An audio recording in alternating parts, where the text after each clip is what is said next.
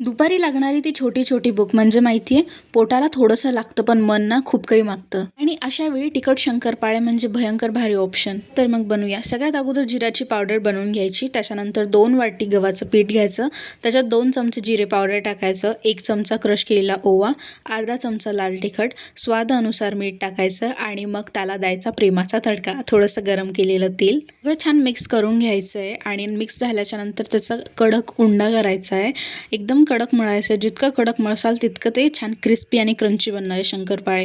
ते छान मळून घेतल्याच्यानंतर मग थोडा वेळ रेस्ट करायला ठेवायचं आणि त्याच्यानंतर पातळ पातळ पोळ्या लाटायच्या त्याच्या आणि नंतर त्याला चाकूने किंवा कशाने असं शंकरपाळ्याला जसं आपण कट करतो छोटे छोटे पीसेसमध्ये तसं कट करून घ्यायचं आहे. छोटे छोटे पीसेसमध्ये कट केल्याच्यानंतर मग गरम गरम तेलात टाकायचं आणि फ्राय करून घ्यायचं आहे.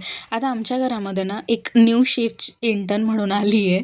आता तिचं शिकण्याची प्रोसेस सध्या सुरू आहे. ती आज तळण्याचं शिकवत होती. तिने काल परवा पुरी कशी तळायची शिकली आणि आज तिला शंकरपाळे कसे तळायचे ते शिकायचे होते. त्याच्यामुळे ती म्हटले की आज मी करते. ही छोटीशी रेसिपी आहे शंकरपाळ्यांची. खूप इझी आहे, लवकर बनून जाते. फक्त हे तळण्याचंच आहे, तळलेलं असतं त्याच्यामुळे खाण्यासाठी थोडासा प्रॉब्लेम आहे. बट अदरवाईज रेसिपी खूप भारी आणि खूप खूप भारी लागतं ते शंकरपाळे. दुपारच्या छोटी छोटी भूकसाठी एकदम बेस्ट ऑप्शन आहे. याला टोमॅटो सॉससोबत सर्व करा.